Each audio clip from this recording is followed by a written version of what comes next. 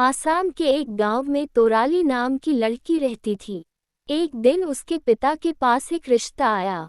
लड़का अनंत उसी गांव में रहता था। उसने तोराली के पिता से कहा, मैं आपकी लड़की से विवाह करना चाहता हूँ। लड़के के पास धन दौलत की कमी न थी, इसलिए तोराली के पिता ने तुरंत हामी भर दी और तोराली अनंत की पत्नी बन गई। कुछ समय तो सुखपूर्वक बीता, किंतु धीरे धीरे अनंत को व्यवसाय में घाटा होने लगा। देखते ही देखते उनके घर में गरीबी छा गई। तोराली को भी काम की तलाश में घर से बाहर निकलना पड़ता था। इस बीच उसने 5 बेटों को जन्म दिया। तोराली को 5 बेटों से बहुत उम्मीद थी। वह दिन रात मेहनत मजदूरी करती, गांव वालों के धान कूटती ताकि सबका पेट भर सके।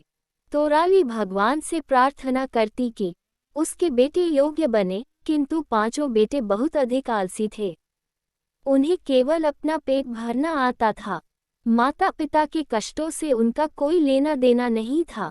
तोराली ने मंदिर में ईश्वर से प्रार्थना की कि उसे एक मेहनती व समझदार पुत्र पैदा हो, परंतु उसने कुछ समय बाद बालक की जगह एक सांप को जन्म दिया। जन्म लेते ही सांप जंगल में चला गया। तोराली अपनी फूटी किस्मत पर रोती रही। तोराली के 5 बेटे उसे ताना देते, तुम माँ हो या नागिन, जो तुमने एक सांप को जन्म दिया। पिता के समझाने पर भी लड़कों के स्वभाव में कोई अंतर नहीं आया। कोई दिन ऐसा भी आता जब घर में खाने को कुछ न होता। 5 बेटे तो मांग मूंग कर खा आते।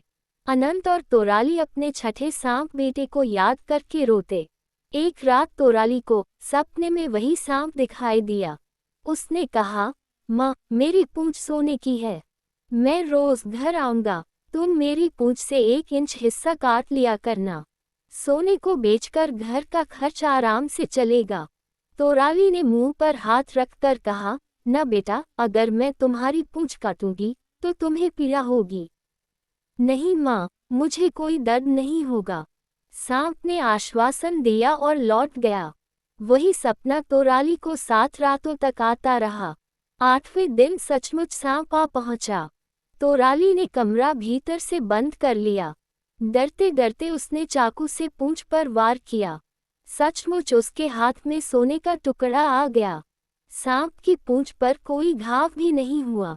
माँ से दूध भरा कटोरा पीकर सांप लौट गया। तोराली ने वह सोना बेचा और घर का जरूरी सामान ले आई।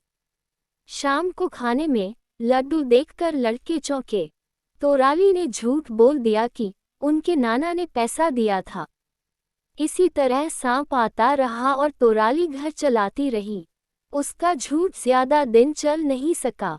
बेटों ने जोर डाला तो तोराली को पैसों का राज बताना ही पड़ा।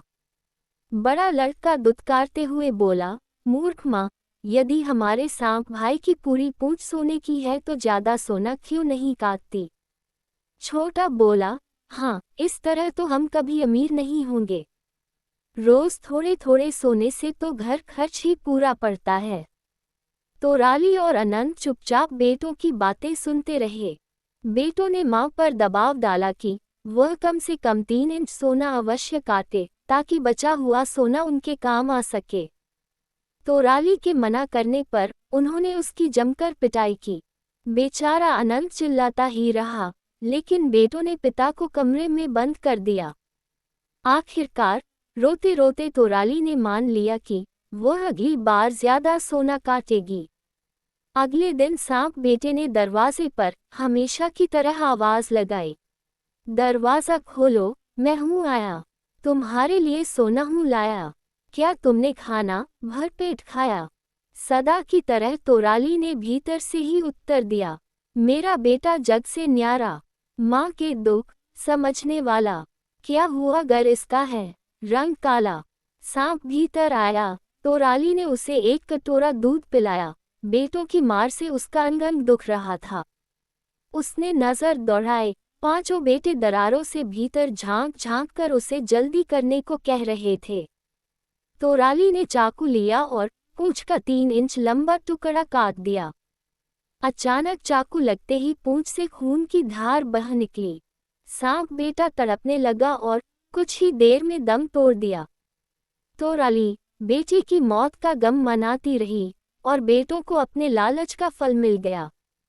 हाँ, क्योंकि वह 3 इंच टुकड़ा भी मांस का टुकड़ा बन गया था। इस कहानी से ये सीख मिलती है कि कभी भी लालच नहीं करना चाहिए और हमेशा मेहनत से काम करना चाहिए। दोस्तों, कहानी अच्छी लगी हो तो इसे लाइक करें, शेयर करें और चैनल को सब्सक्राइब ज़रूर करें। धन्यवाद।